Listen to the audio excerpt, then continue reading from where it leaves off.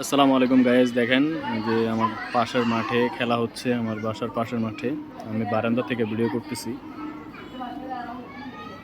বাচ্চারা ফুটবল খেলতেছে। এই যে আমাদের মতো খাবার টাবার নিয়ে আসছে, খেলার পরে খাওয়া দাওয়া শুরু হবে।